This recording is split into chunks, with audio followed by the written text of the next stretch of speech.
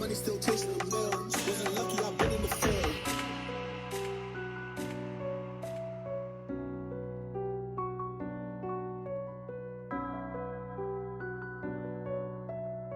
Got money still chasing the mills. Wasn't lucky, I've been in the field. Welcome to In the Field Radio. I'm Erin Boogie, aka Petty White. I'm here with Rapz. You know what it is. Kanye West in the building. Another Monday night, another 10 p.m. We here. What's good? How was your weekend? It was fantastic. Nice. A lot of traveling. You here, there, everywhere, in town, out of town. What up, ATL? Oh, man. Listen. We coming off a big Grammy weekend. Major. Shout out to everybody that was out there. But most importantly, shout out to a lot of the winners. Shout out to everybody that won a Grammy. Hey, Kendrick Lamar dominated. That's crazy, man. Best To rap be album, expected. GNX. Yeah. Already has an enormous career tally. But this solidified his spot as the most awarded rapper in Grammy history. I think that makes sense, though. Yeah, I mean, it's major. I mean, to have such a crazy year, you've had crazy albums prior. You know, I guess kind of crazy 2 years because the GNX dropped December before last. He brought Lefty Gunplay out, so Lefty Gunplay got himself a Grammy as well. Clips, best rap performance, Chains and Whips. I love that. I love that for them. You know what I mean? Which also had an amazing album, though they didn't win against GNX. Killer Mike, big comeback after a 2024 Grammy incident. He is now nominated in a Christian category for Lecrae's headphones. Lauryn Hill, back to solidify her spot and let y'all know, all right, that the throne is not up for grabs just yet. Major performance. Yeah, and she had a lot of guests too, so it was very much a thing where I guess the heritage meets present. A lot of speeches, you know, aimed at, you know, the current climate, political climate, ICE, immigration, topics and things like that, man, to where, you know, if you got something to say and the biggest platform, you know, debatable that there is, hey, why not say what you need to say, man? Yo, can I say that I was excited that Shabuzi won a Grammy? Yo, I love him. Shabuzi had a nice little speech too, man. Yeah. Yeah, man. I very much like these artists using a platform and you know, bringing awareness to real life issues. And it's not about, you know, how popular I am and who I could date and how flashy things got to be. You know what I mean? To remind us that, yo, we all real people at the end of the day. That's a fact. Olivia Dean. I'm not familiar with Olivia Dean, but she won Best New Artist. Yeah, I'm not familiar. Yeah. Once I saw the win, I was like, yeah, I gotta go familiarize myself real quick. But yeah, off that, man, we could get to some music, man, from music to more music. Some good drops, man. I mean, I guess most talked about would have to be the J. Cole Birthday Blizzard 2026. Now, we didn't have an episode last week. It dropped last week. So we're here to talk about it this week because delayed is not denied. So I didn't get through all of it. I did listen to the majority of it. What did you think? I felt like I heard what I needed to hear. Yeah. I didn't go and play it all the way through. I heard the victory freestyle. I heard the shots. I heard the, you know, the jabs that without a name attached. I heard, you know what I mean? I heard what I needed to hear, and I'll be real. I know everybody's kind of split 50-50 with their take of like, yo, I can't wait for him to come back and crush it, or, you know, I'm indecisive, man. Do I feel that the skill or quality lacked? No.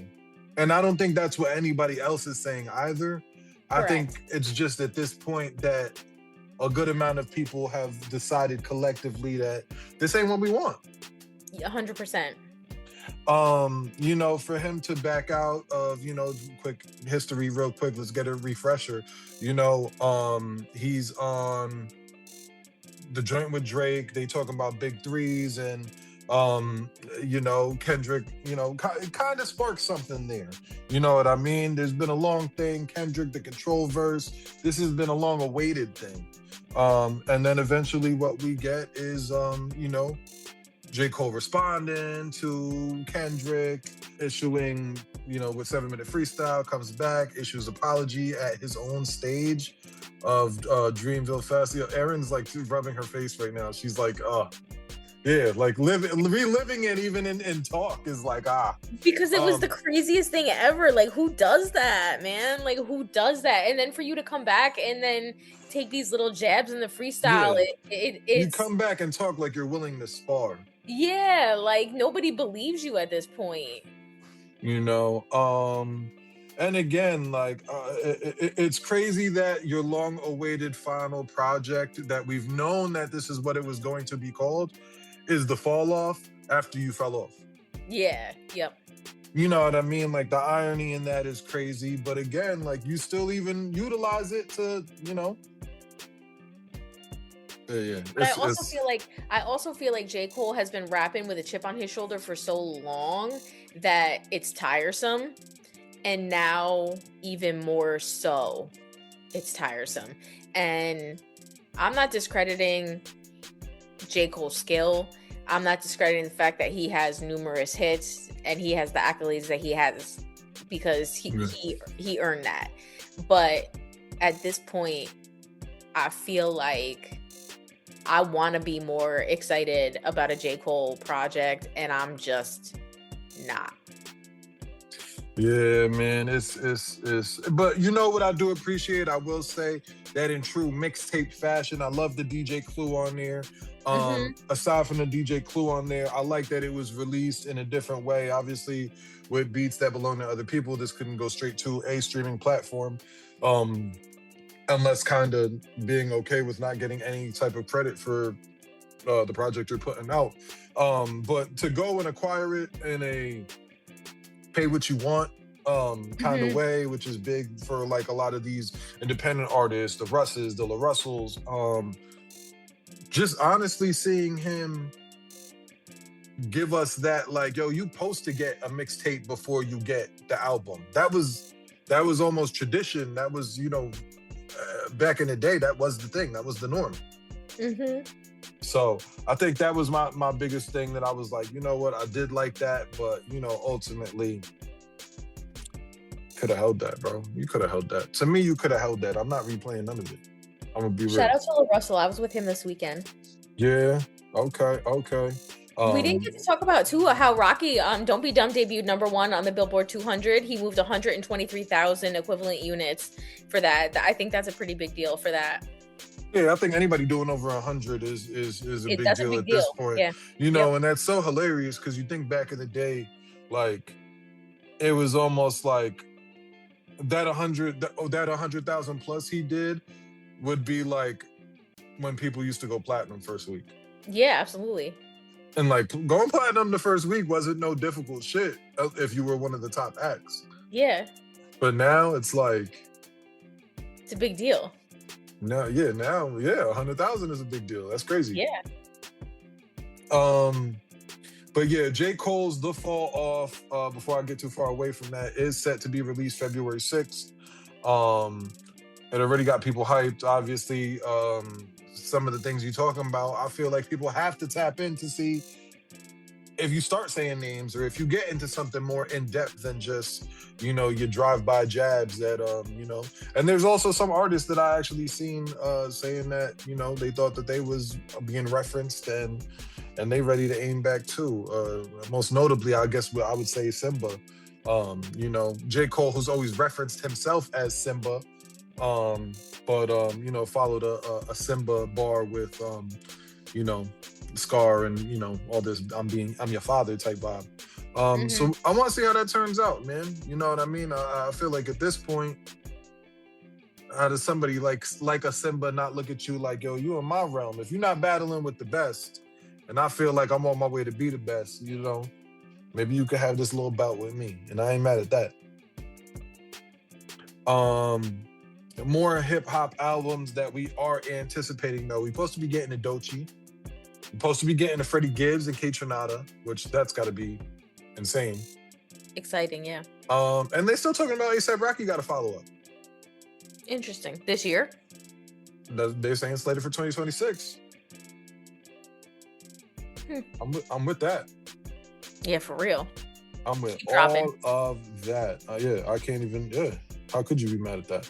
I want to say rest in peace real quick to DJ Michael 5000 Watts, man. For those of y'all that aren't familiar, this is probably one of the biggest DJs you could think of, as far as, you know, in Houston, you know what I mean, doing that chopped and screwed. Obviously that really goes to like DJ Screw. But yeah, Michael 5000 Watts was the Swisher House founder, which, you know, Paul Wall, Mike Jones, a lot of people done came out of that camp. Lil Kiki, Slim Thug, you know, and the list goes on. Yeah, which was kind of crazy, man. Only at 52 years of age. So a big rest in peace to you know, one of the pioneers, man. So what you got going on, man? I don't know if you've come across this, man. Kanye issued a apology in the Wall Street Journal. Yes. Okay. You know, apologizing to the Jewish community as well as others that he may have offended throughout his what he called his manic episode. And he is set to release his Bully album that he has been talking about for quite some time. Wait, I have to stop you. He's talked about this multiple times. Do you think the album, we're really getting it? I've seen what he's done with past albums, and I think he enjoys this, like, that the album is done, but I always go back to it and touch it up. And sometimes it's cool, sometimes it's not, yo. Like, if your barber keeps touching up your hairline, it's not a good thing. You know what I mean? But if Michelangelo was touching something up, I probably wouldn't be mad at the art that is being done. The thing is, Kanye's no Michelangelo, but he's also not your barber. So we're going to have to see how this goes. I'm going to be real with you. I'm going to be honest. I did see the performance or clips of the performance. I'm not going to say I sat home and watched it. Of his performance in Mexico, he did bring out Northwest. She performed a new joint, piercings on my hand. Listen, I'm gonna be real. I don't know where you want me to start, but we can work backwards right now. We just stopped at Northwest. Let's be real.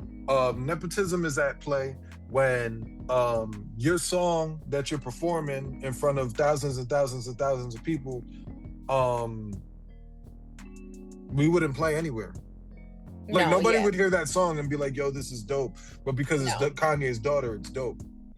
Yeah, but I like the fact that he did bring her out. Like, I like that moment that they had together. Oh, yeah, for sure. But it's funny that he performed in Mexico, of all places, to make it look sold out and whatnot. And it was sold out. That's not to take away, but it's like, you really had to flee to somewhere where you haven't offended the people there yet. Yeah. In order to do well. Yes. Like, you could do it Japan, you could do it, you know what I mean? There's certain places you could go where you haven't offended them there, so they'll still rock with you.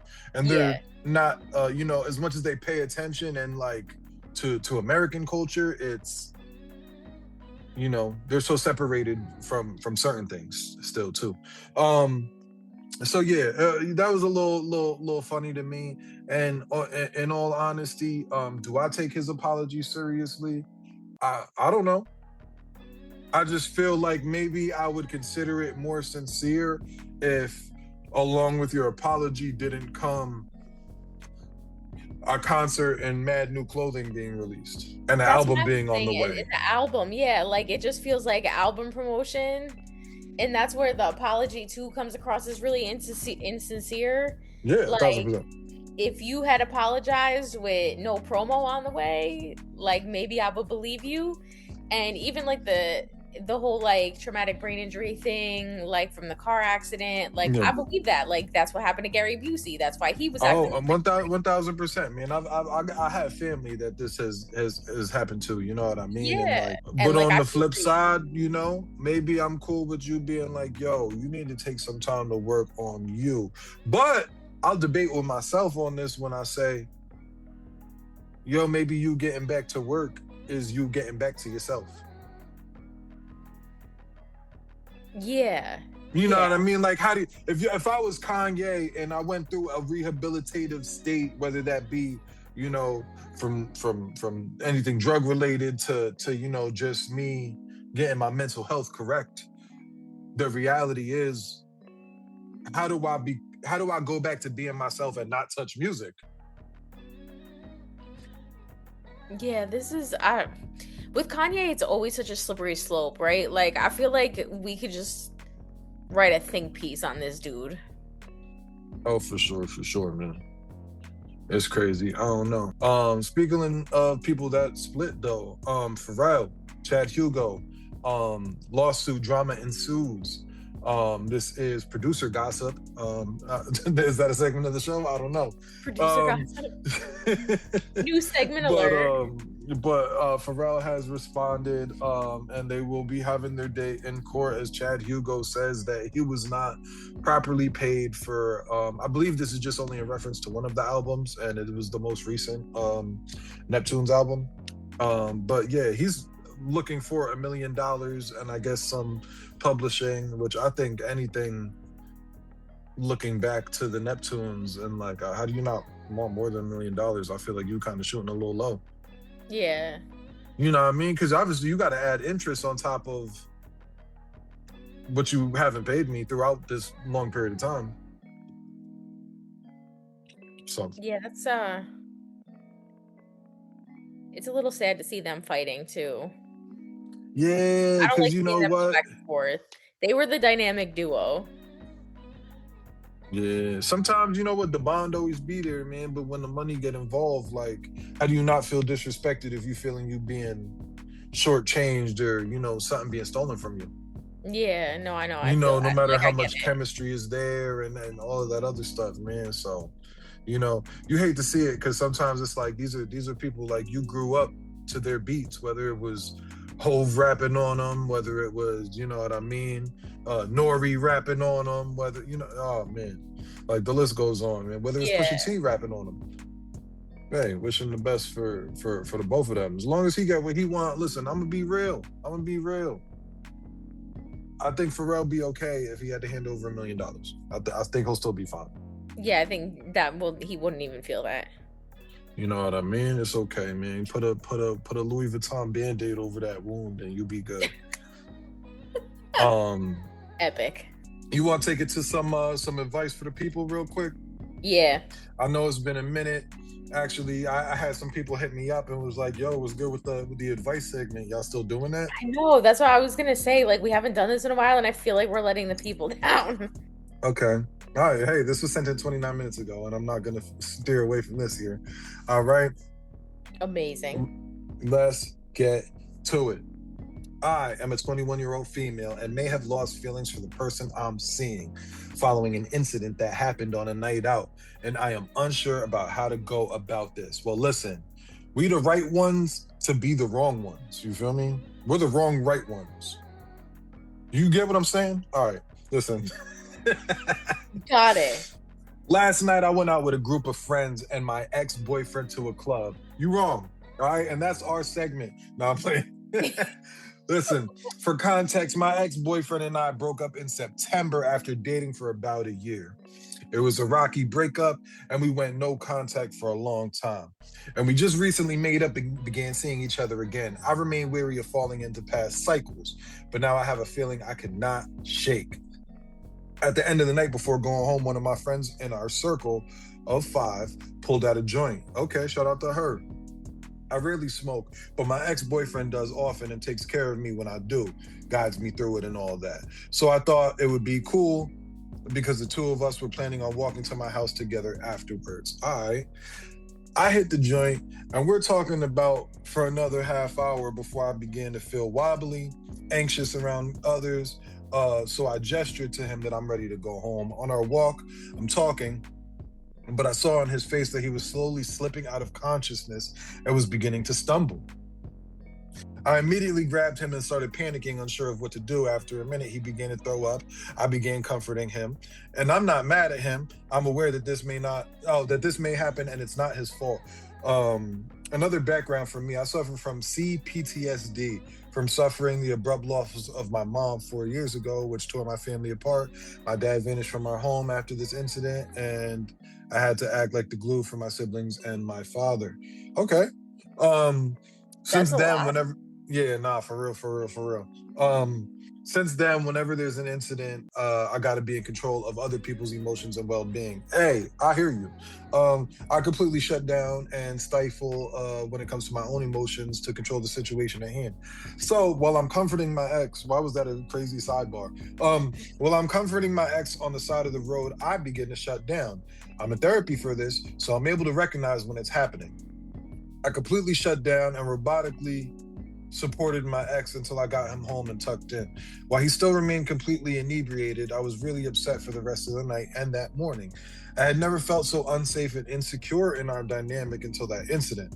I know it wasn't his fault, but I struggled to even look him in the eyes. I feel awful because, oh, this took a crazy turn. I feel awful because I know that he didn't mean to do any of this. It happens to everyone. After being the protector for my family, I realized that isn't a dynamic I want for my relationship.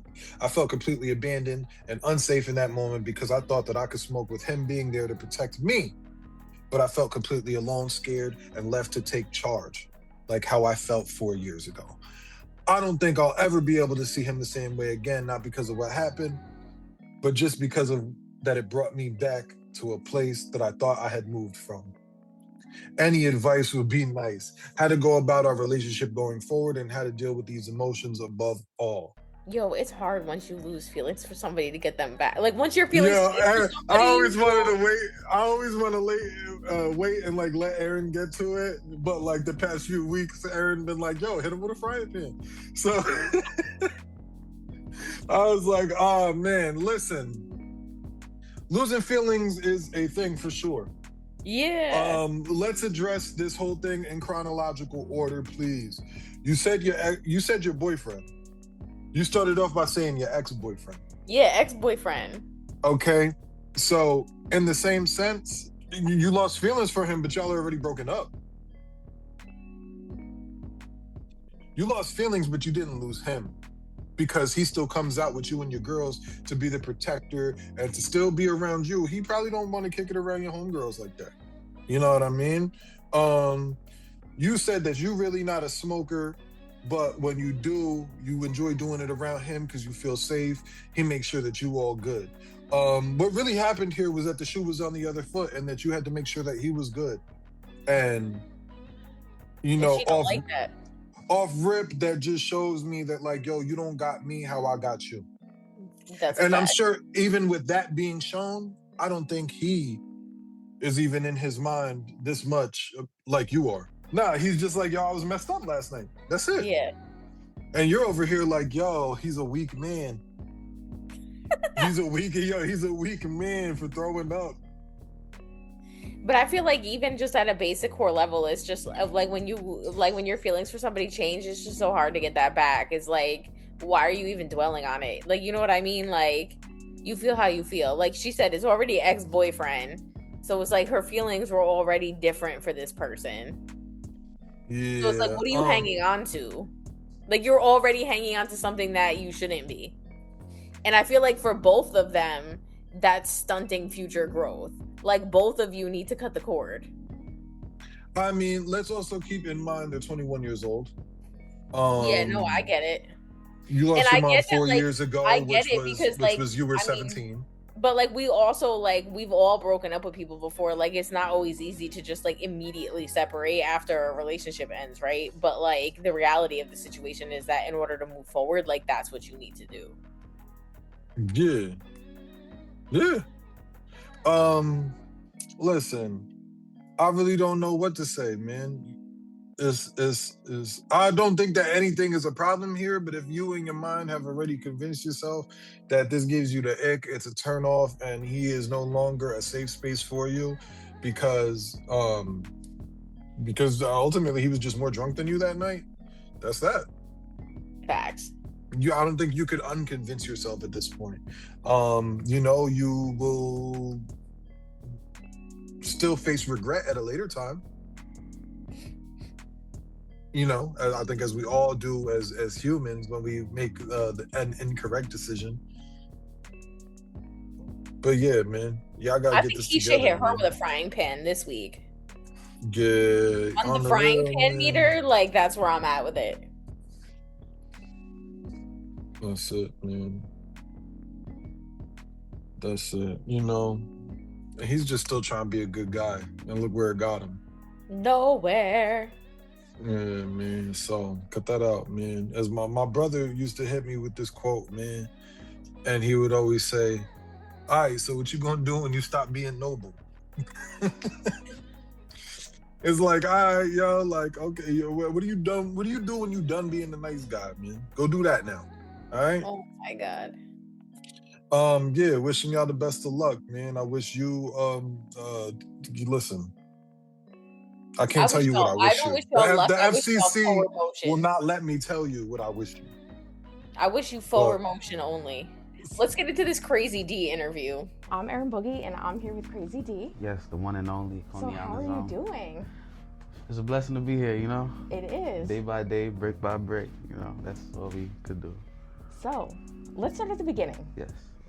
So, well, for those that don't know, for my listeners, who is Krazy Dee?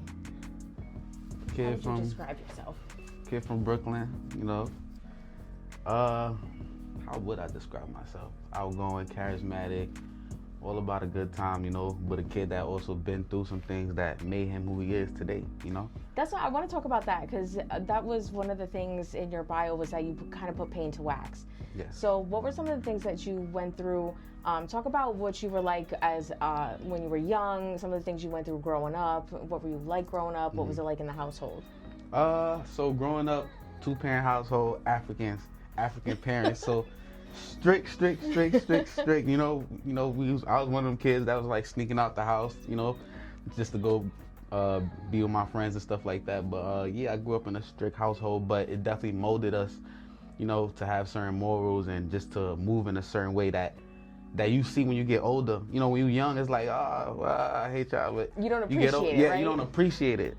You love them, but you don't appreciate it. And then Yeah. when you get older, you're like, wow, I actually see why my parents were moving this way and how sheltered they kept us. You know, they saved us from a lot of things, so definitely shout out to my parents.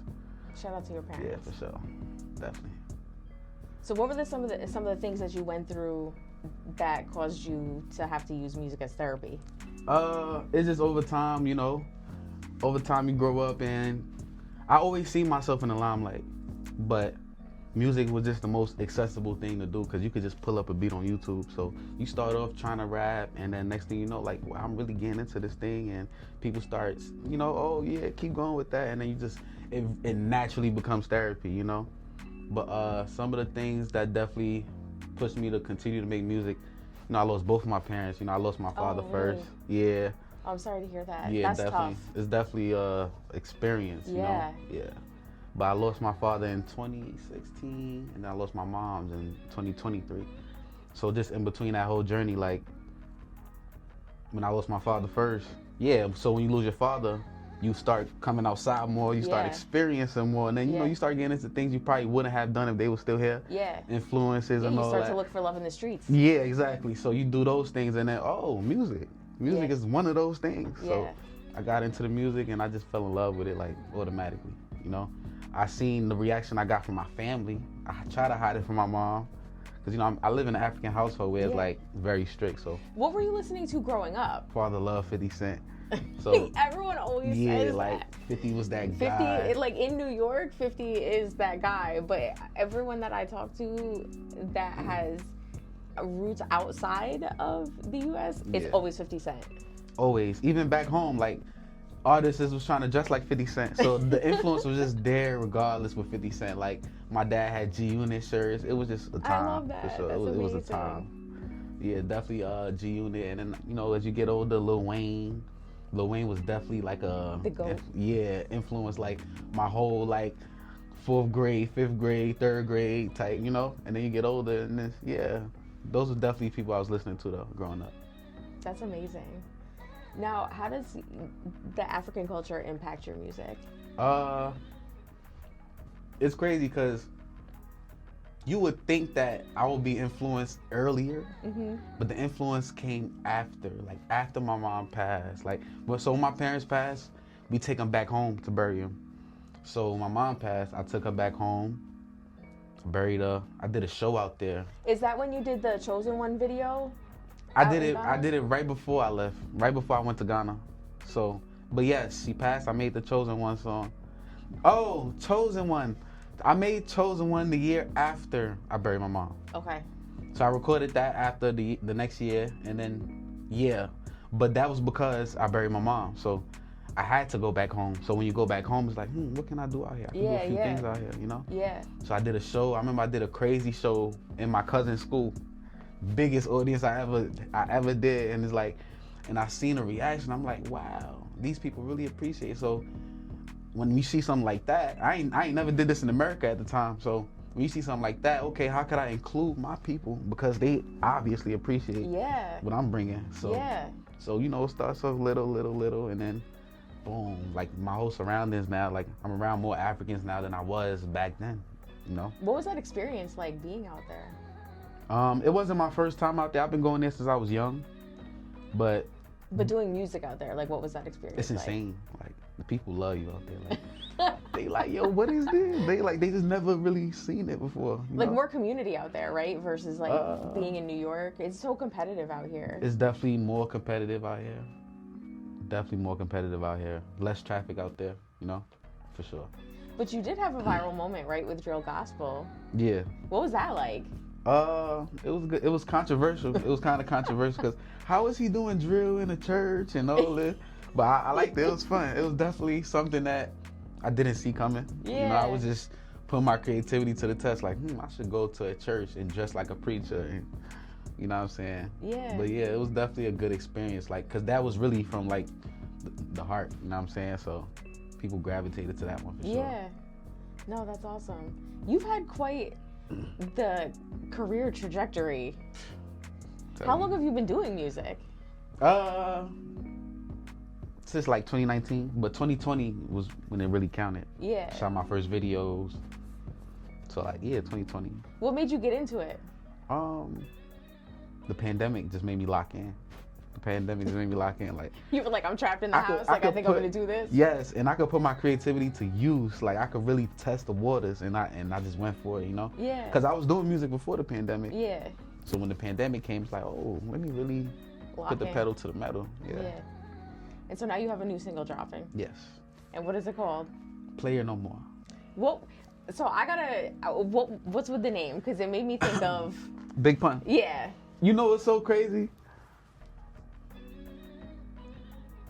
It just came to mind. Like it just, I'm listening to the song. Okay, I don't want to be a, and then I just went with it. Like I just really went with my move. Like nah, yeah, this is fire right here. Yeah, it's just the beat. Like you know, the beat really determines like how I'm gonna come on the song. So the beat at the time, you know, just felt like a dancey type of beat. You know, yeah, I really just went blank and I just locked in. You know, it wasn't really no outside. It just this is what it is. And then when I finished, I'm like, yo. This is definitely Big Pun vibes. Yeah. Yeah. Yo, when I heard the song, like when I got asked to interview you and I went to do my research and I heard the song and I told you this in pre-production and like I had the producer that I'm working with there and stuff and like as soon as it came on Instagram I was like, oh, yo, this is fire. And he turned around and was like, who is this? Yeah. Like this is fire. That's fire. And it like, you don't typically have that reaction. Like people don't typically have that reaction. That's fire. So no, it was definitely a really good moment. So I was really excited to come interview you. So the single's coming out. Are you excited? Yeah, it's really all about fun this time around, you know, Yeah. because if you look at my music, it's usually like, you know, vulnerable and stuff. I wanted to switch it up. Yeah, I wanted to switch it up. You know, like I said, my mom passed in 2023, so I kind of slowed down a little bit.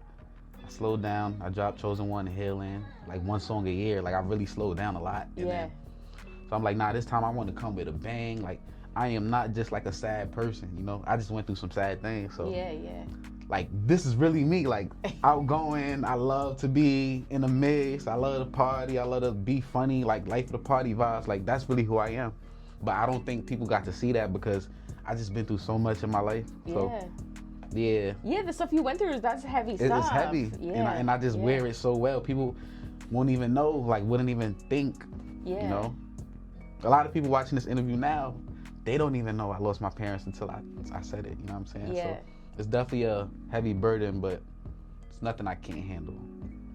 So now you're back to the fun vibes. We back to the fun, and I want to keep it there. But I definitely do want to give them more vulnerability on a different level when I get there. But even the stuff that you're putting out, like for the promo, for the rollout, for the song, all of that stuff is fun.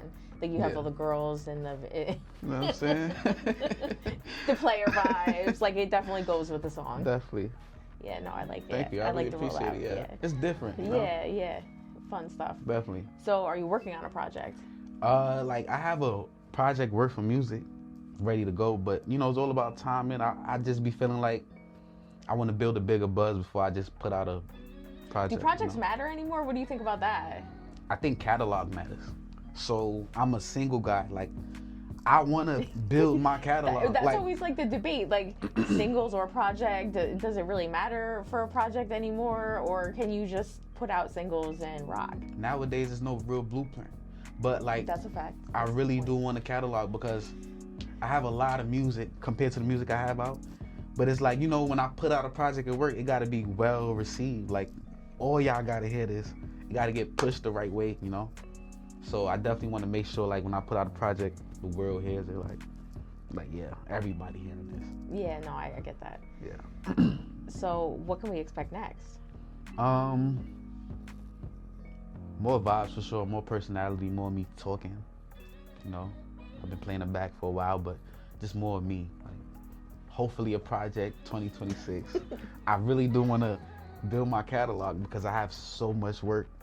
And with the single game, it's just like, you just never really know. Like, I want to drop this, now I want to drop this. And yeah, it's a lot of that, but. All right, well, is there anything else that you want to let my listeners know before we get out of here? Playing No More, the single out now. Shout out to everybody supporting me on this journey. You know what I'm saying? Keep supporting. And then, yeah, let's just keep it running to the moon, you know? Yeah. Welcome back to In the Field Radio. I'm Erin Boogie, here with Rapz. Hey, Rapz, yo, Kanye West, live in the flesh, man. Yeah, man. That was our interview with Krazy Dee. Actually, that was your interview with Krazy Dee. I was not in attendance. I'm so excited. Man. I love him. He's so great. I really love his record. No, that's dope. That's dope, man. We definitely gonna put that up in rotation, man. Before we get out of here, Super Bowl coming up, man. Make sure y'all tap in, man. There's gonna be a big one. It's gonna be a major one, man. Quick run through, man, before we send off. What did we talk about today? J. Cole, low key letting me down. Because he's not trash, but I am confused. The Grammys did what they did the best. They gave flowers, started some arguments, some great wins that felt overdue. And ultimately, things like the Grammys are why Twitter exists. We got Kanye West apologizing. I don't know if this is sincere. Is this damage control with some fire piano keys behind it? I'm unsure. Jay-Z, Pusha T, Jeffrey Epstein files. There's no proof. This is all what do they call this here? Speculation, right? Yeah, but yeah, I don't even know how to talk about it. Even right now, I am doing Olympic level gymnastics, dancing around it. And yeah, man, it's been hip hop, it's been culture, it's been a lot of new music. I do want to mention that Rock Marciano project, which is some heat. Go check that out. And I don't know what the beef is with Stove God Cooks, but I am staying tuned. The oven guy. Yeah, the oven boy. The oven boy, not even the oven. Oh yeah, that's crazy. That's crazy. You know, especially when you know my name, like you know my name.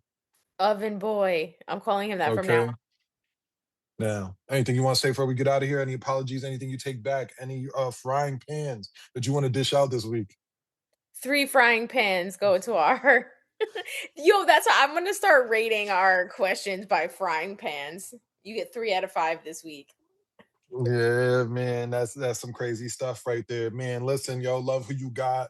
Yo, be there for who be there for you. And this has been another episode of In the Field Radio. Your boy Rapz, Erin Boogie, 91.3 FM WVKR, Poughkeepsie Independent Radio.